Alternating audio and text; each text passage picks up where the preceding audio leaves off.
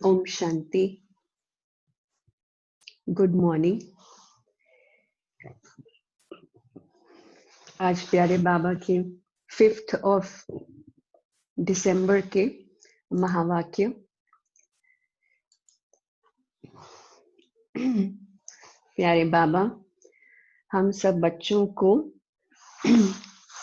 बाबा कहते कि मैं तुम्हें गति सदगति में ले जाने के लिए आया हूँ।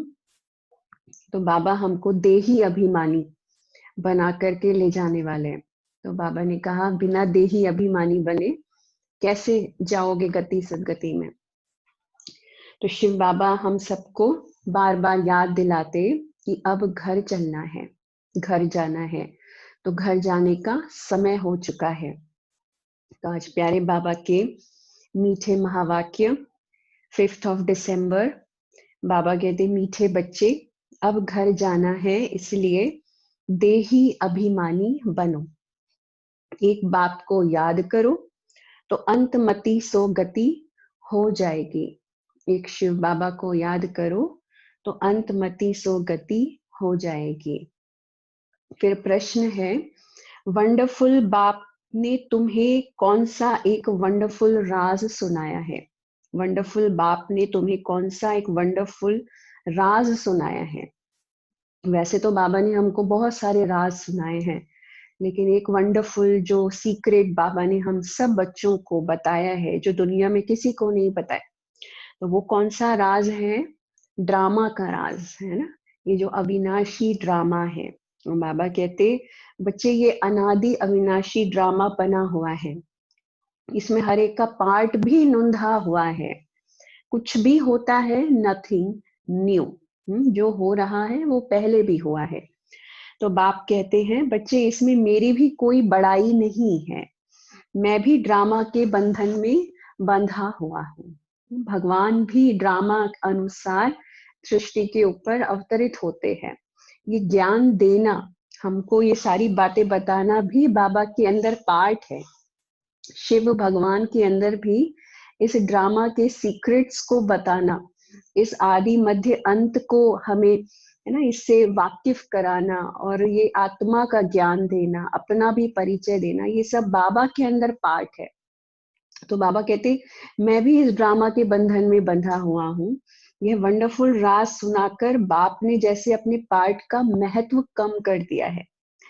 हाँ, जैसे बाबा ने अपने पार्ट का महत्व कम कर दिया है। तो ये इतना वंडरफुल राज है ना। अगर ये राज बाबा हमको ना बताए तो ईश्वर की इम्पोर्टेंस देखो कि भगवान ही सब कुछ करने वाला है, लेकिन बाबा ने हमको ये भी बता दिया कि ये ड्रामा है और ड्रामा में मैं भी बंधा हुआ हूँ। तो अब बहुत से बच्चों को क्वेश्चन क्या आता है, क्या क्वेश्चन उठता है कि अब बाबा बड़ा है कि ड्रामा बड़ा है, दोनों में से कौन बड़ा है? फिर बताओ, आप बता सकते हो ड्रामा बड़ा है कि बाबा बड़ा है? जब बाबा भी ड्रामा के बंधन में बंधा हुआ है, उसको भी ड्रामा अनुसार आना पड़ता है, वो भी ड्रामा के बंधन को तोड़ नहीं सकता है। तो ड्रामा बड़ा हो गया। हाँ, कौन बड़ा है, बाबा बड़ा या ड्रामा बड़ा? तो सोचना इस बारे में, है ना। मुरली के अंत में हम इसका जवाब सुनेंगे। तो आज का जो गीत है वो है आखिर वह दिन आया आज। ओम शांति। मीठे मीठे रूहानी बच्चे ये गीत गा रहे हैं। बच्चे समझते हैं कि कल्प बाद फिर से हमको धनवान, हेल्दी और वेल्दी बनाने, पवित्रता, सुख शांति का वर्षा देने बाप आते हैं। ब्राह्मण लोग भी आशीर्वाद देते हैं ना कि आयुष्मान भव, धनवान भव, पुत्रवान भव। तो तुम बच्चों को तो वर्षा मिल रहा है। हाँ, बाबा कहते हम बच्चों को केवल आशीर्वाद नहीं मिल रही है हम बच्चों को तो बकायदा वर्षा मिल रहा है ना। तो बाबा कहते आशीर्वाद की इसमें कोई बात ही नहीं है। बच्चे पढ़ रहे हैं, जानते हैं 5000 वर्ष पहले भी हमको बाप ने आकर मनुष्य से देवता और नर से नारायण बनाने की शिक्षा दी थी। बच्चे जो पढ़ते हैं वे जानते हैं कि हम क्या पढ़ रहे हैं और पढ़ाने वाला कौन है। सब बच्चों को पता होता है ना, हिस्ट्री का टॉपिक होता है तो पता होता है हिस्ट्री पढ़ रहे हैं, ज्योग्राफी पढ़ रहे होते हैं तो पता होता है ज्योग्राफी पढ़ रहे हैं, और टीचर कौन है कौन सा टीचर है, वो क्या पढ़ा रहा है, ये भी तो पता होता है ना स्टूडेंट्स को। तो बाबा कहते तुम्हें भी तो पता है ना कि हम क्या पढ़ रहे हैं और हमारा टीचर कौन है। तो पापा कहते उसमें भी नंबरवार पुरुषार्थ अनुसार बच्चे जानते हैं, हर एक को उतना निश्चय नहीं होता। यह तो कहेंगे कि हम बच्चों को मालूम है यह राजधानी स्थापन हो रही है व डीटी किंगडम स्थापन हो रही है, आदि सनातन देवी देवता धर्म की स्थापना हो रही है। पहले हम शूद्र थे, फिर हम ब्राह्मण बने, फिर देवता बनना है। दुनिया में किसी को भी यह बात बाबा कहते यह पता नहीं है कि अभी हम शूद्र वर्ण के हैं। किसी को भी ये बात नहीं पता है। तो तुम बच्चे समझते हो ये तो सत्य बात है। किसी को कहो कि आप शूद्र हो तो उनको बुरा लग जाएगा ना, क्योंकि शूद्र जो है वो हमारे हिंदू धर्म में जातियां बना दी हैं, जो वर्ण बना दिए, ब्राह्मण वैश्य क्षत्रिय, ब्राह्मण वैश्य शूद्र। तो शूद्र को सबसे नीचा दर्जा दिया गया है ना। तो बाबा कहते इसलिए शूद्र वर्ण किसी को बोलो तो बहुत बुरा मान जाते हैं। बाबा कहते लेकिन शूद्र कोई जाति से जन्म से थोड़ी ना डिसाइड होता है।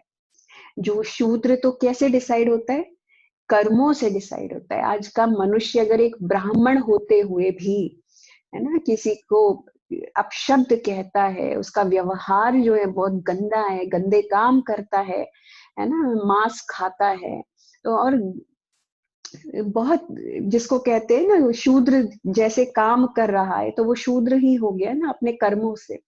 तो बाबा कहते हैं कि कर्मों से डिसाइड होना चाहिए ना कि कौन ब्राह्मण है, कौन क्षत्रिय है, कौन देवता है, कौन वैश्य है, कौन शूद्र है।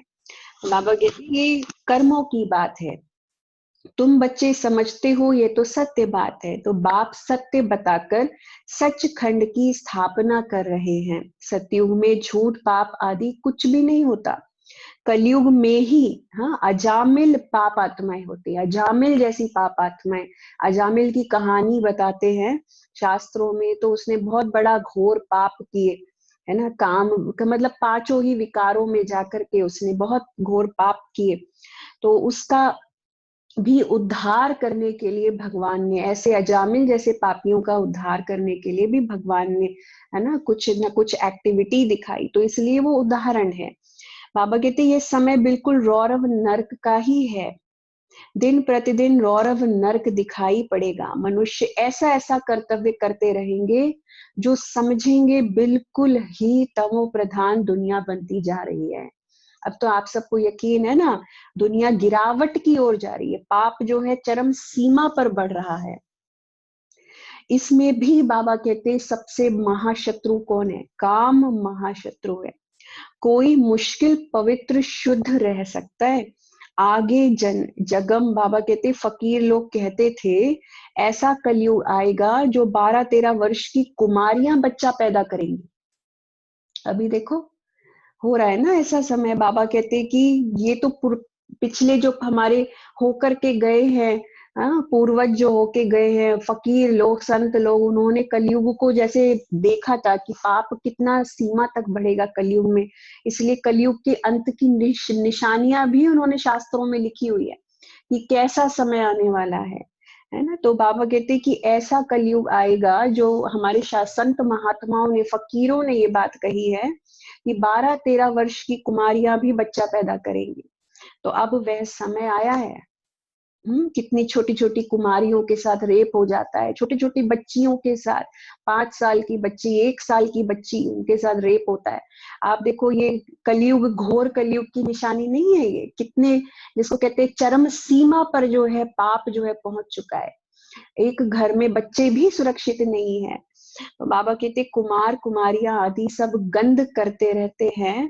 जब बिल्कुल ही तमो प्रधान बन जाते हैं तब बाप कहते हैं मैं आता हूँ, मेरा भी ड्रामा में पार्ट है, मैं भी ड्रामा के बंधन में बंधा हुआ हूँ। तो तुम बच्चों के लिए कोई नई बात नहीं है, बाप समझाते ही ऐसे हैं। चक्र लगाया नाटक पूरा होता है। अब बाप को याद करो तो तुम सतो प्रधान बन, सतो प्रधान दुनिया के मालिक बन जाएंगे। तो कितना साधारण रीति समझाते हैं। बाप कोई अपने पार्ट को इतना महत्व नहीं देते हैं। बाबा कहते हैं ये तो मेरा पार्ट है, ये नई बात नहीं है। हर 5000 वर्ष बाद मुझे आना पड़ता है। ड्रामा में मैं बंधायमान हूँ। क्या कहा बाबा ने? मैं भी ड्रामा में बंधा हुआ हूँ। आकर तुम बच्चों को बहुत सहज याद की यात्रा बताता हूँ। हाँ, इस पॉइंट को नोट करना। बाबा ने आकर के हमें सहज याद की यात्रा का रास्ता बताया है। उस रास्ते से हमें क्या मिलती है? वो रास्ते पे चल के ही हमको सदगति मिलती है। उस याद की यात्रा में जाने के कारण से ही आत्मा जो है सतो प्रधान पवित्र बनती है। तो ड्रामा में बाबा का आना और हमें रास्ता दिखाना, है ना? तो बड़ा कौन हो गया? कौन हो गया? ड्रामा में बाबा का आना और हमें रास्ता बताना। तो बाबा ना हो तो ये रास्ता हमें कौन दिखाए? ड्रामा हमें रास्ता नहीं दिखा रहा, बाबा हमें रास्ता दिखा रहा है। बाबा कहते अंतमति सो गति, तो वह इस समय के लिए ही कहा गया है। यह अंत काल है ना, तो बाप युक्ति बताते हैं, मामेकम याद करो तो सतो प्रधान बन जाएंगे। हाँ, तो बच्चे भी समझते हैं कि हम नई दुनिया के मालिक बनेंगे। बाप घड़ी घड़ी कहते हैं नथिंग न्यू। तो एक जिन्न की कहानी सुनाते हैं ना, उसने कहा काम दो, तो कहा सीढ़ी उतरो और चढ़ो। हाँ, तो जिन्न जो था वो एक किसी के पीछे पड़ गया, है ना, कि भाई अरे मेरे आका मुझे काम दो, अगर तुम मुझे काम नहीं दोगे तो मैं तुम्हें खा जाऊंगा, है ना। तो अब वो कंफ्यूज कि भाई मैं इसको क्या काम दूं, है ना, ये तो मेरे पीछे पड़ गया, ऐसा क्या काम दूं इसको। तो उसको उसने बहुत सारे काम दिए, तुम ये करो, तुम वो करो, यहाँ जाओ वहां जाओ, तो वो तो फट से एक सेकंड में जो है वो सारे काम कर देता था। उसने कहा और इसने किया, तो अब वो फिर से आके उसके सामने खड़ा हो जाता था। तो बड़े बड़े काम जो है सेकंड में कर देता था जिन। तो फिर से आके खड़ा हो जाता था कि मैंने तो ये भी कर दिया, अब बताओ अब क्या करूं। तो वो कहता था मुझे काम देते रहो, अगर काम नहीं दोगे तो मैं तुम्हें खा जाऊंगा। तो अब क्या करे कि क्या काम दूं मैं इसको कि ये बिजी हो जाए और मुझे ना खावे।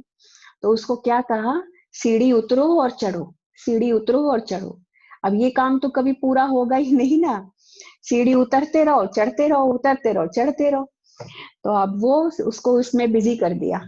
हाँ, तो इस तरीके से बाबा कहते ये क्या है, ड्रामा में भी आत्माओं को बिजी किया हुआ है। अब आत्मा को कोई कुछ काम तो देना है ना, तो क्या काम करेंगी आत्माएं? परम धाम में बैठे बैठे क्या करेंगी? तो उनको भी क्या काम दिया हुआ है, सीढ़ी उतरो चढ़ो, सीढ़ी उतरो चढ़ो। तो हम सब भी क्या कर रहे हैं? हाँ, सीढ़ी जो है उतर रहे हैं, पर सतयुग से लेकर के कलयुग तक सीढ़ी उतरते हैं, और उसके बाद सत्य कलयुग के अंत में सीढ़ी चढ़ते हैं, है ना, फिर सतयुग में पहुंच जाते हैं। तो सीढ़ी उतरते हैं फिर चढ़ते हैं, उतरते हैं चढ़ते हैं। तो बाबा कहते, बाप भी कहते हैं ये खेल भी उतरने और चढ़ने का है ना। तो पतित से पावन, पावन से पतित बनना है, यह कोई डिफिकल्ट बात नहीं है बहुत सहज। परंतु युद्ध कौन सी है, यह ना समझने के कारण शास्त्रों में लड़ाई की बात लिख दी है। वास्तव में माया रावण पर जीत पाना तो बहुत बड़ी लड़ाई है। बच्चे देखते हैं कि हम घड़ी घड़ी बाप को याद करते हैं, फिर याद टूट जाती है, माया जो है दीवा बुझा देती है। इस पर बाबा कहते गुलब कावली की भी कहानी है। तो बाबा कहते ये जो कहानी है ये आपको सुनाएंगे। बच्चे जीत पाते हैं, बहुत अच्छे चलते हैं, फिर माया आकर दीवा बुझा देती है। बच्चे भी कहते हैं बाबा माया के तूफान तो बहुत आते हैं। तूफान भी अनेक प्रकार के बच्चों के पास आते हैं। कभी कभी तो ऐसे तूफान जोर से आता है जो 8-10 वर्ष के पुराने अच्छे अच्छे झाड़ भी गिर पड़ते हैं। तो बच्चे जानते हैं, वर्णन भी करते हैं कि अच्छे अच्छे माला के दाने थे। ऐसे ऐसे बाबा के बच्चे निकलते हैं, 8-10 साल, 15 साल, 20 साल तक भी चलने वालों को माया जो है ना ऐसे तूफान ला ला करके उन्हें भी धराशायी कर देती है, गिरा देती है, वो भी छोड़ देते हैं ज्ञान को। तो बाबा कहते हैं इतने अच्छे अच्छे माला के दानों को भी माया जो है पछाड़ देती है। तो आज बाबा कहते हैं ऐसे माला के दाने थे जो आज है ही नहीं, चले गए। हाँ, यह भी मिसाल है, गज को ग्रह ने खाया, यह है माया का तूफान। माया देखो कैसे माया भी क्या करती है, हिलाती है ना, क्योंकि ये ज्ञान बहुत विचित्र है। ये ज्ञान ऐसा है नहीं जिसमें आप मतलब थोड़ा सा भी लूज हो जाओ, थोड़ी सी भी मार्जिन नहीं है। हर दिन हमें प्रोग्रेस करनी है, ये पढ़ाई है। ये ऐसा नहीं है कि भजन किया, कीर्तन किया और हो गया बस, अब हमारी अवस्था कैसी भी हो चलता रहेगा, भजन कीर्तन ही तो करना है। नहीं, ये पढ़ाई है। आप स्टूडेंट हो, स्टूडेंट अगर नहीं पढ़ेगा तो फेल हो जाएगा, है ना। तो पढ़ाई में तो उतर चढ़ना होता है, उतरना नहीं होता है ना। ये जैसे एक first class, second class, third class, आपको 12th तक पहुंच के फिर आगे पढ़ाई पढ़नी होती है ना, तो उसमें प्रोग्रेस होती है। अगर फर्स्ट क्लास में भी हार जाए, हाँ, फेल हो जाए, तो आगे कैसे बढ़ेगा। पास कराना पड़ता है ना, कैसे भी करके बच्चे को पढ़ाना पड़ता है, उसको कैसे भी करके पास कराना पड़ता है, तब वो आगे बढ़ सकता है। तो इसलिए एक मंजिल को पास किए बिना आगे नहीं बढ़ सकते। तो बाबा कहते हैं इसीलिए माया के तूफान आते हैं। तो बाप कहते हैं इन 5 विकारों से संभाल रखते रहो, याद में रहेंगे तो मजबूत हो जाएंगे। देही अभिमानी बनो, यह शिक्षा बाप की एक ही बार मिलती है। ऐसा कभी और कोई कहेंगे ही नहीं कि तुम आत्म अभिमानी बनो। सतयुग में भी ऐसे नहीं कहेंगे। पूरे कल्प में, पूरे 5000 वर्ष के कल्प में कभी भी ऐसा कोई नहीं कहेगा आपको कि आप आत्म अभिमानी बनो, अपने आप को आत्मा समझ करके बैठो। किसी ने नहीं कहा आज तक ये बात कि मैं आत्माओं का पिता हूँ, आत्माओं से बातें करता हूँ। किसी ने कहा, कहीं सुना ऐसा? नहीं। बाबा ने कहा पहली बार, है ना, कि तुम आत्मा हो, आत्म अभिमानी बनकर के मेरे सामने बैठो। तो बाबा कहते सतयुग में भी ऐसा नहीं कहेंगे, कोई भी नहीं कहेगा। नाम रूप देश काल सब याद रहता ही है ना। तो इस समय तुमको समझाता हूं कि अब वापस घर जाना है। तुम पहले सतो प्रधान थे, सतो रजो तमो में तुमने पूरे 84 जन्म लिए हैं। उसमें भी नंबर 1 यह ब्रह्मा है। औरों के तो 83 जन्म भी हो सकते हैं, इनके लिए पूरे 84 जन्म है। हाँ, बाकियों ने तो 83 जन्म भी लिए होंगे, 82 भी लिए होंगे, 80 भी लिए होंगे, 70 60 जितने लिए होंगे, लेकिन ब्रह्मा बाबा के पूरे 84 जन्म है फुल। तो यह पहले पहले श्री नारायण थे। इनके लिए कहते गोया सबके लिए समझ जाते, समझे, क्योंकि बाबा ने ब्रह्मा बाबा की कहानी सुनाई है। ब्रह्मा बाबा के जन्मों के अनुसार हमें कहानी बताई है। 84 जन्मों की जो सीढ़ी बाबा ने बताई है ना, वो ब्रह्मा बाबा के जन्मों के अनुसार बताई है कि मैक्सिमम जन्म 84 किस आधार से होते हैं, किस तरीके से होते हैं।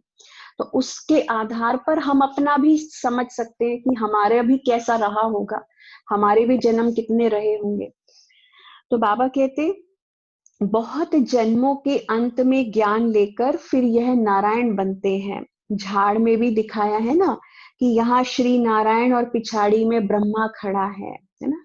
जो आपने कल्प वृक्ष का चित्र देखा होगा, उसमें नीचे जड़ों में ब्रह्मा बाबा बैठे हैं सब ब्राह्मणों के साथ, और फिर सबसे ऊपर टॉप पे भी ब्रह्मा बाबा है। तो ये ब्रह्मा की आत्मा ही जो है जन्म लेते लेते 84वें अंतिम जन्म में आकर के फिर दादा बन के हमको ये ज्ञान देने का काम करके एक नए कल्प वृक्ष की कलम लगाने का काम करते हैं। तो बाबा कहते नीचे राजयोग सीख रहे हैं। प्रजापिता को कभी परम पिता नहीं कहेंगे, परम पिता एक को कहा जाता है, प्रजापिता फिर इनको कहा जाता है। कभी भी ब्रह्मा बाबा को हम परम पिता नहीं कह सकते। परम पिता मतलब सुप्रीम फादर, सुप्रीम मतलब सबसे ऊंच। तो परम पिता तो केवल एक शिव बाबा ही है। हम सब पिताओं का भी पिता, सभी पिताओं का पिता, सभी माताओं की माता, वो तो शिव बाबा है। लेकिन प्रजा का पिता, प्रजा का पिता बाबा कहते इनको कहा जाता है। यह देहधारी है और वह शिव बाबा विदेही है। विदेही मतलब जिसका कोई शरीर नहीं है, विचित्र है, जिसका कोई चित्र भी नहीं बन सकता। बाबा कहते हैं वो विचित्र है, विदेही है, और ये ब्रह्मा देहधारी है। लौकिक बाप को पिता कहेंगे, इनको प्रजा पिता कहेंगे। वह परम पिता तो परम धाम में रहते हैं। प्रजापिता ब्रह्मा परम धाम में नहीं कहेंगे, है ना। ब्रह्मा बाबा का निवास स्थान कहाँ है? इस दुनिया में है, लौकिक दुनिया में। वो परम धाम निवासी नहीं है। ब्रह्मा बाबा लौकिक दुनिया के निवासी हैं, और शिव पिता जो परम पिता है वो परम धाम निवासी हैं। तो वह तो यहाँ साकारी दुनिया में हो गया ब्रह्मा बाबा, सूक्ष्म वतन में भी नहीं है। प्रजा तो है स्थूल वतन में। बाबा कहते प्रजापिता को भगवान नहीं कहा जाता है। प्रजापिता मतलब सारी मनुष्य सृष्टि के जो मनुष्य हैं उनका पिता। बाबा कहते भगवान का कोई शरीर का नाम नहीं है। मनुष्य तन जिस पर नाम पड़ते हैं उनसे वह न्यारा है। आत्माएं वहां रहती हैं तो स्थूल नाम रूप से न्यारी है, परंतु आत्मा तो है ना। बाबा कहते साधु संत आदि कुछ भी नहीं जानते, वो लोग सिर्फ घर बार छोड़ते हैं, बाकी दुनिया के विकारों के अनुभवी तो है ना। छोटे बच्चे को कुछ भी पता नहीं रहता है, इसलिए उनको महात्मा कहा जाता है ना। छोटा बच्चा जो होता है उसे विकारों का ज्ञान नहीं होता है ना, उसे पांचों ही विकारों के बारे में नहीं पता, इसलिए वो महात्मा है। पांच विकारों का उनको पता ही नहीं रहता। तो छोटे बच्चे को पवित्र इसीलिए कहा जाता है। तो इस समय तो कोई पवित्र आत्मा हो नहीं सकती। छोटे से बड़ा होगा फिर भी बाबा कहते पतित तो कहेंगे ना। तो बाप समझाते हैं सबका अलग अलग पार्ट इस ड्रामा में नूंधा है। इस चक्र में कितने शरीर लेते हैं, कितने कर्म करते हैं, जो सब फिर रिपीट होना है। पहले पहले आत्मा को पहचानना है। इतनी छोटी आत्मा में 84 जन्मों का विनाशी पार्ट भरा हुआ है। यही है सबसे वंडरफुल बात।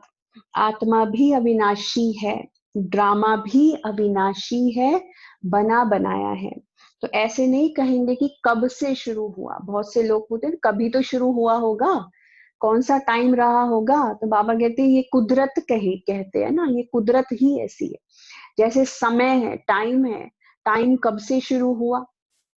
टाइम तो चक्र है ना। तो बाबा कहते हैं जैसे वो चक्र में घूम रहा है, समय चक्र में घूम रहा है, उसको किसी ने स्टार्ट नहीं किया। उसी तरीके से ड्रामा भी है ना, किसी ने स्टार्ट नहीं किया, वो भी बना बनाया है, पहले से चल रहा है। तो आत्मा कैसी है, यह ड्रामा कैसे बना हुआ है, इसमें कोई कुछ भी कर नहीं सकता। जैसे समुद्र अथवा आकाश का अंत नहीं निकाल सकते ना, यह अविनाशी ड्रामा है। कितना वंडर लगता है। जैसे समुद्र का आप कि समुद्र की सीमाओं को नाप नहीं सकते, आकाश की सीमाओं को नाप नहीं सकते, ब्रह्मांड की सीमाओं को नाप नहीं सकते। बाबा कहते हैं उसी तरीके से इस ड्रामा, अविनाशी ड्रामा की आदि और अंत को भी कोई नाप नहीं सकता। इनफाइनाइट कहते हैं ना, इसलिए इनफाइनाइट है। Time is infinite. समय कब शुरू हुआ कब अंत होगा कोई कोई कुछ नहीं जानता। तो जैसे बाबा वंडरफुल, वैसे ज्ञान भी बड़ा वंडरफुल है।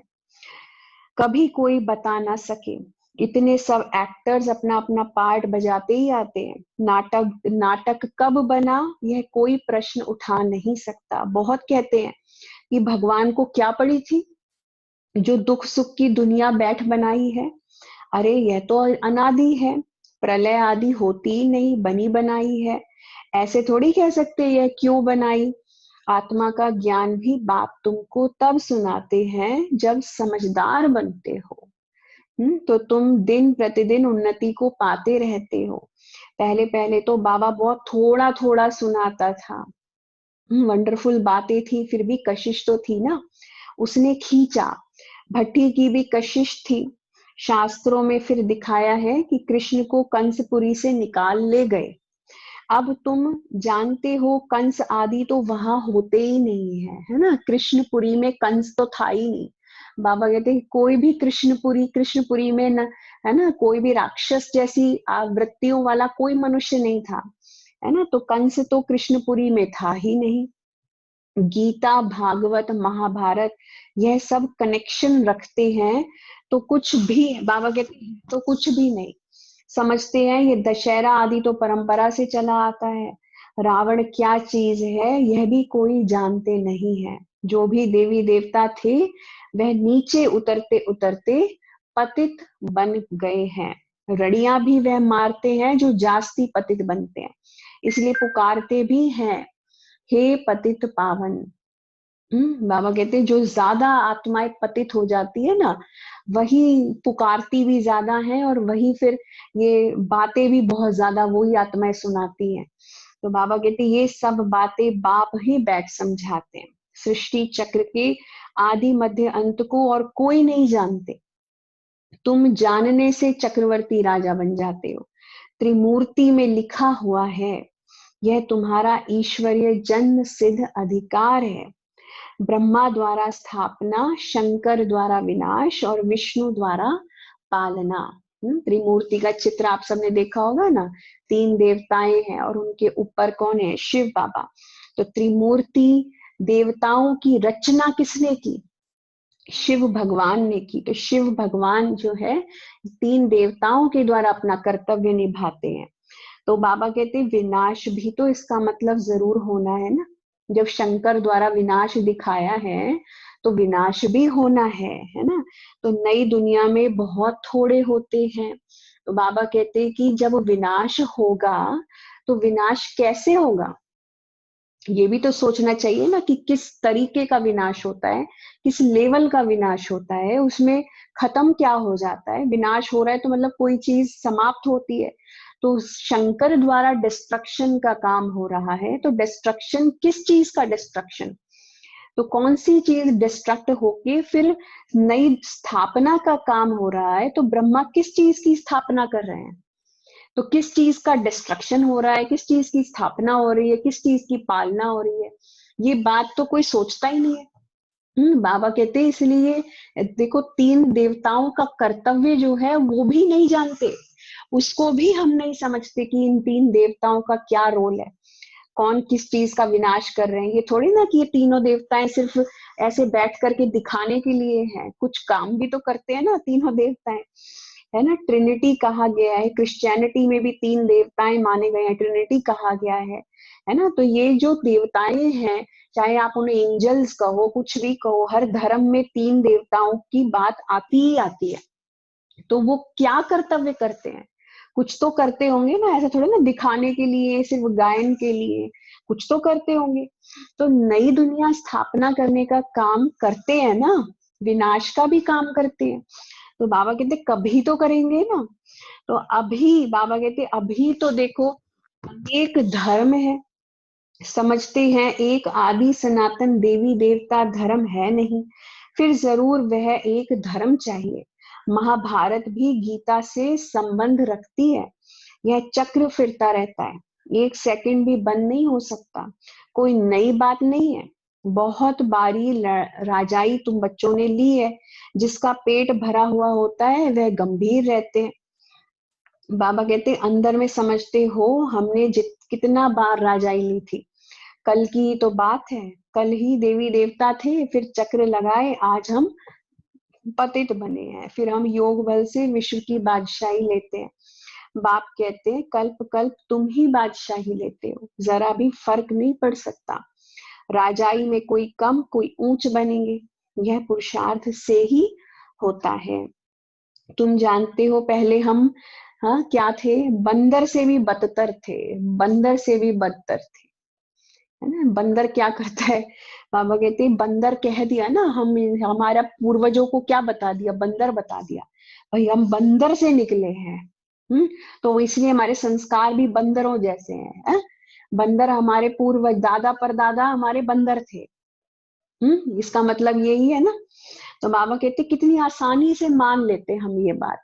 हाँ, हमारे पूर्वज बंदर थे और गाते, और कितने शौक से और कितने उससे कहते हैं हम बंदर से निकले, है ना। बंदर से जो था पहले मनुष्य जो है, अभी इंसान बना है, और अब इंसान बन के भी क्या कर रहा है, हाँ बंदर जैसी हमारी वृत्तियां हैं। बंदर के अंदर 5 विकार पाए जाते हैं। तो इसलिए बाबा कहते हैं कि अपने आप को क्या बता दिया। तो हम कौन थे पहले, देवी देवता थे, आज मनुष्य जो है बंदर जैसा बन गया है, बंदर जैसी वृत्तियां आ गई है। इसलिए अपने आप को, अपने पूर्वजों को भी ना जानने के कारण बंदर कह दिया। तो बाबा कहते अब बाप हमको बंदर से क्या बनाते, मंदिर लायक बना रहे हैं। मंदिर जैसा। तो जो अच्छे अच्छे बच्चे हैं उनकी आत्मा रियलाइज करती है, बरोबर हम तो कोई काम के ही नहीं थे, है ना। अभी रियलाइज हुआ है कि हम क्या करते थे पहले और अब बाबा ने हमें क्या बनाया। तो अभी हम वर्थ पाउंड बन रहे हैं। कल्प कल्प बाप हमको पेनी से पाउंड बनाते हैं। कल्प पहले वाले ही इन बातों को अच्छी रीति समझेंगे। तुम भी प्रदर्शनी आदि करते हो, नथिंग न्यू। इन द्वारा ही तुम अमरपुरी की स्थापना कर रहे हो। भक्ति मार्ग में देवियों आदि के कितने मंदिर हैं। यह सब है पुजारी पने की सामग्री। पूज्य पने की सामग्री बाबा कहते कुछ भी नहीं है। बाप कहते हैं दिन प्रतिदिन तुमको गुह्य पॉइंट समझाते रहते हैं। आगे की ढेर पॉइंट्स तुम्हारे पास रखी हैं, वह अभी क्या करेंगे।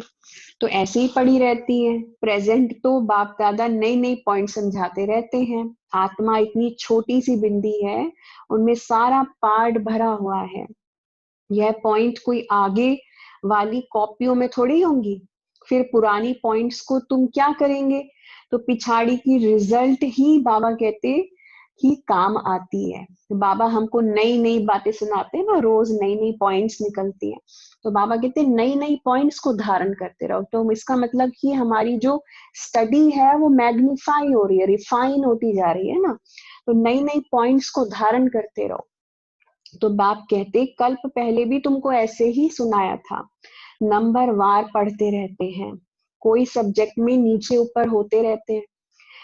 व्यापार में भी ग्रहचारी बैठती है, इसमें हार्ट फेल नहीं होना चाहिए। फिर उठकर पुरुषार्थ किया जाता है। मनुष्य देवाला निकालते हैं, फिर धंधा आदि कर बहुत धनवान बन जाते हैं। यह भी कोई विकार में गिर पड़ते हैं, फिर भी बाप कहेंगे अच्छी रीति पुरुषार्थ कर ऊंच पद पाओ। फिर से चढ़ना शुरू करना चाहिए। बाप कहते गिरे हो तो फिर चढ़ो। बहुत से बच्चे गलत काम भी कर लेते हैं ना, बहुत से बच्चे ज्ञान में चलते चलते फिर गिर जाते हैं। तो बाबा कहते चलो गिर गए कोई बात नहीं, हार मत मानो, फिर से चढ़ने का प्रयास करो। ऐसे बहुत हैं, गिरते हैं तो फिर चढ़ने की कोशिश करते हैं। तो बाबा मना थोड़ी ही करेंगे, बाप जानते हैं ऐसे भी बहुत आएंगे। बाप कहेंगे पुरुषार्थ करो, फिर भी कुछ ना कुछ मददगार तो बन जाएंगे ना। ड्रामा प्लान अनुसार ही कहेंगे। बाप कहेंगे अच्छा बच्चे अब तृप्त हुए, बहुत गोते खाए, अब फिर से पुरुषार्थ करो। बेहद का बाप तो ऐसे ही कहेंगे ना। बाबा के पास कितने आते हैं मिलने के लिए, कहता हूं कि बेहद के बाप का कहना नहीं मानेंगे, पवित्र नहीं बनेंगे। बाबा पूछते हैं बहुत बार उन बच्चों से। तो बाप आत्मा समझ आत्मा को कहते हैं तो तीर जरूर लगेगा।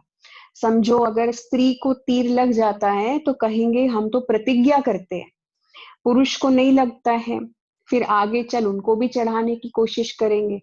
तो फिर ऐसे भी बहुत आते हैं जिनको स्त्री ज्ञान में ले आती है। तो बहुत से ऐसे भाई बहन होते हैं ना जिनको उनकी पत्नियां ज्ञान में निकालती हैं, तो कहते हैं स्त्री हमारा गुरु है। तो ऐसे भाई भी होते हैं जो कहते हैं हमारी पत्नी हमारी गुरु बन के हमारा उद्धार करने का काम कर रही है ना। तो ये पत्नी पर भी मदार हो जाता है ना। तो बाबा कहते वह ब्राह्मण लोग हथियाला बांधते हैं, समय बांधते समय कहते हैं ये तुम्हारा गुरु ईश्वर है। तो यहाँ बाप कहते हैं तुम्हारा एक ही बाप सब कुछ है, मेरा तो एक, दूसरा ना कोई। मेरा एक शिव बाबा, दूसरा ना कोई।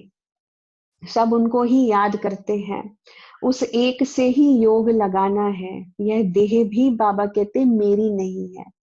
अपने शरीर को भी बाबा को अर्पित करो कि ये शरीर भी मेरा नहीं है ना। इसलिए शरीर की इच्छाएं भी मेरी नहीं है, सब कुछ बाबा को अर्पित करो।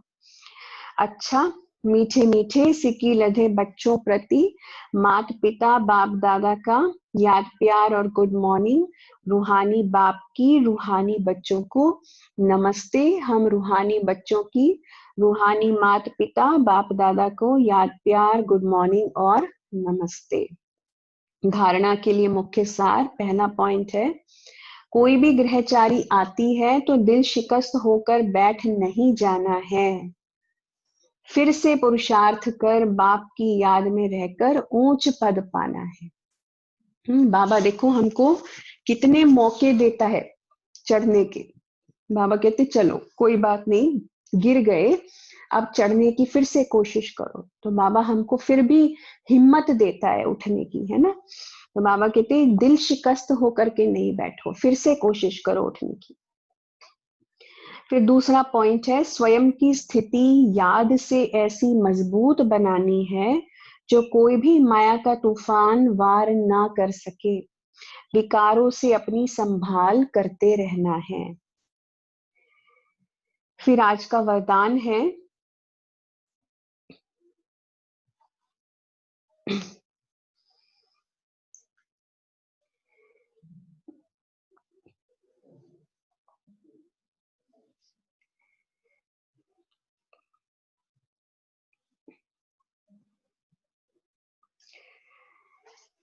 आज का वरदान है, त्रिकालदर्शी और साक्षी दृष्टा बन, हर कर्म करते बंधन मुक्त स्थिति के अनुभव द्वारा दृष्टांत रूप भव। त्रिकालदर्शी और साक्षी दृष्टा बन, हर कर्म करते बंधन मुक्त स्थिति के अनुभव द्वारा दृष्टांत रूप भव। देखो ये बहुत गहराई वाला बाबा का वरदान है। इस वरदान को गहराई से हम समझे।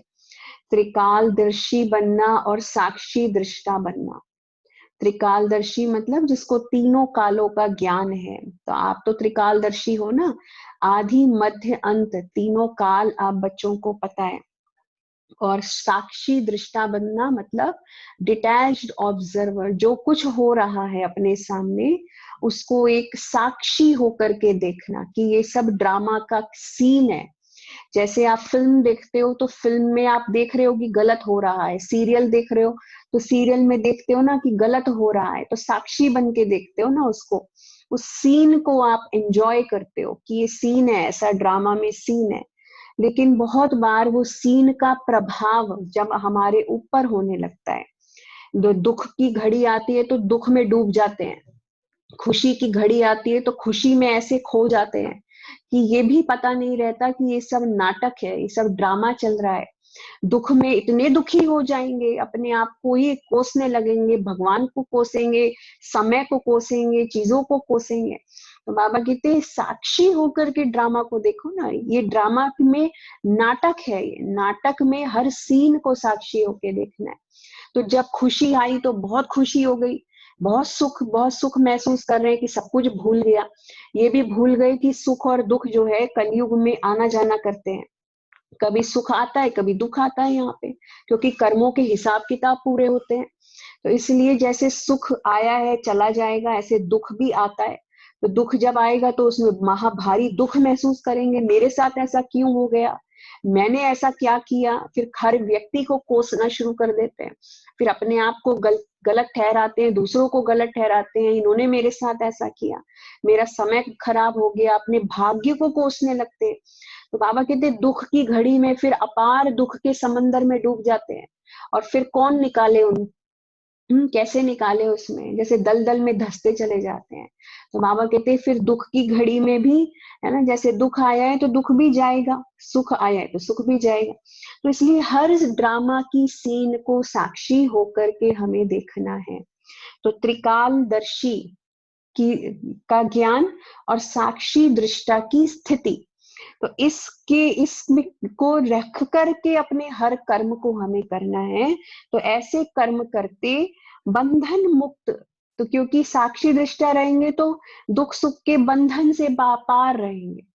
तो बाबा ने कहा बंधन मुक्त स्थिति के अनुभव द्वारा दृष्टांत रूप भव, है ना। अब दृष्टांत रूप क्या होता है वो देखो, बाबा क्या कहते, यदि त्रिकालदर्शी स्टेज पर स्थित हो, कर्म के आदि मध्य अंत को जान करके कर्म करते हो, तो कोई भी कर्म विकर्म नहीं हो सकता, सदा सुकर्म होगा।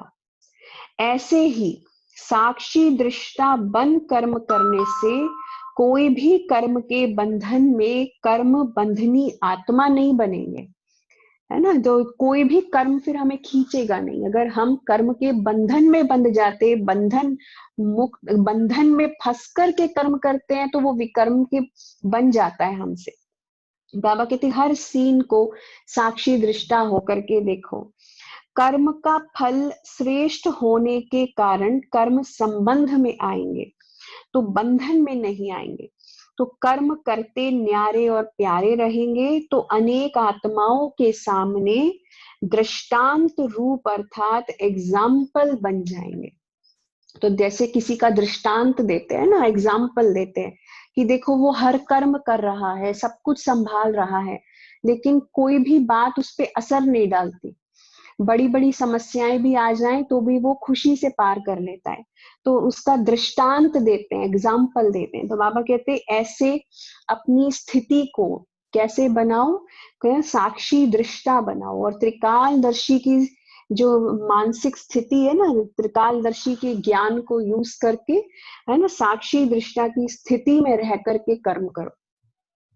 फिर स्लोगन है आज का, जो मन से सदा संतुष्ट है वही डबल लाइट है। जो मन से सदा संतुष्ट है वही डबल लाइट है। लाइट भी डबल, एक तो है लाइट मतलब हल्का, हल्कापन, मन में हल्कापन हो। दूसरा लाइट हो, हमारे चारों तरफ प्रकाश हो। तो बाबा कहते हैं यहाँ की लाइट और मन से हल्कापन, तो दोनों चीजें कितनी इंपॉर्टेंस रखती है ना। तो संतुष्ट आत्मा कौन होगी, जो डबल लाइट होगी। तो कितने संतुष्ट हम बने हैं उसकी चेकिंग करना। ओके, आरती जी है क्लास में? हाँ आरती जी, आप क्वेश्चन पूछना चाहते थे ना, तो आप पूछ सकते हैं। अभी मैं आपको अनम्यूट कर देती हूँ।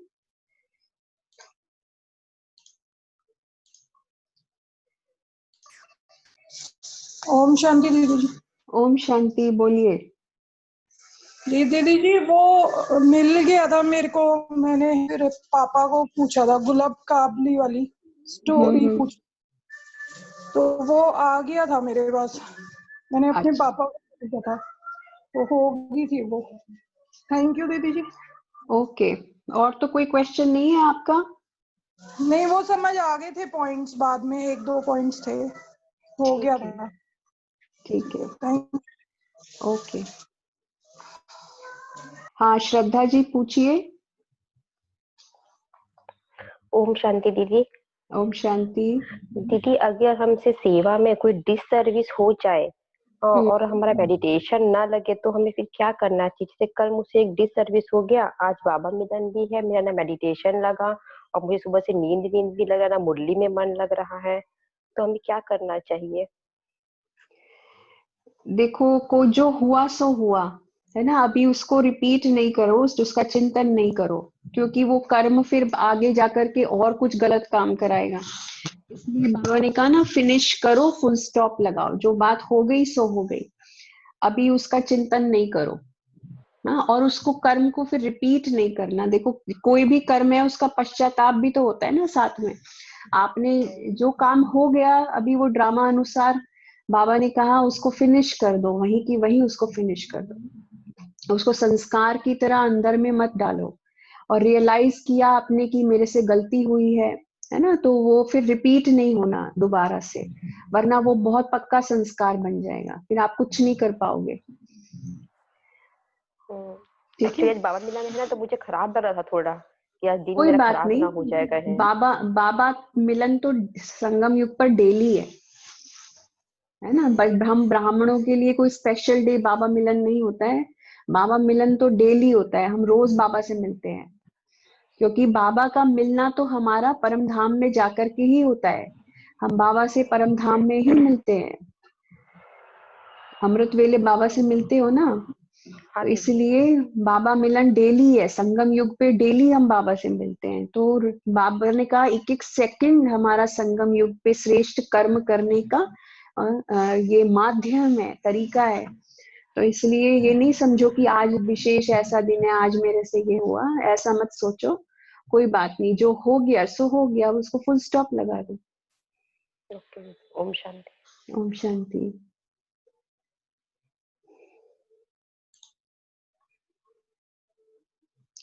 Okay, thank you. ओम शांति।